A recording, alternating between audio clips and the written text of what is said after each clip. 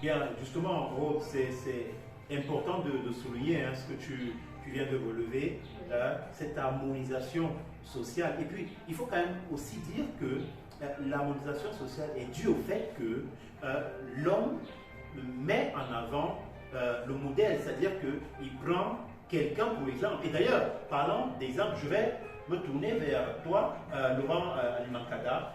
Dans le volume 1, Papa Claude Olivier Adiaba met en avant la vie de certains prophètes, certainement pour nous aider à comprendre que avant nous, il y a eu des gens qui ont vécu le Christ, qui ont marché derrière le Christ, qui ont souffert, mais qui n'ont pas baissé les bras.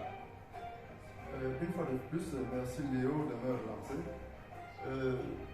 Lorsque Papa Claude Olivier Adiaba s'engage à nous parler, à nous présenter les anciens prophètes, c'est pour nous démontrer que le même Dieu qui était hier, celui qui est là aujourd'hui, et certainement demain, il sera davantage là.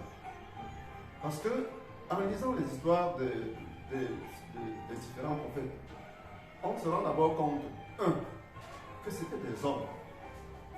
Comme nous? Oui, des hommes comme nous, qui avaient la tête bien posée sur les épaules, ils marchaient sur les pieds, et qui ont eu le bonheur d'aller à la rencontre de Dieu.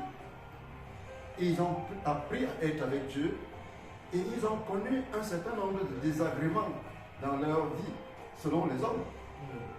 Ils ont souffert dans leur chair, mais ils n'ont pas abandonné Dieu. Et je crois que Papa Claude Olivier Adiaba, en évoquant ici la vie de ces prophètes, il veut nous faire comprendre que les difficultés de la vie ne doivent pas nous éloigner de la source du bonheur. Au contraire, il faut que nous méritions. Nous devons avancer. Dès que nous avons choisi de marquer un pas, il faut marquer le deuxième. Il faut y aller. Le bonheur, l'or, il s'éprouve par le feu.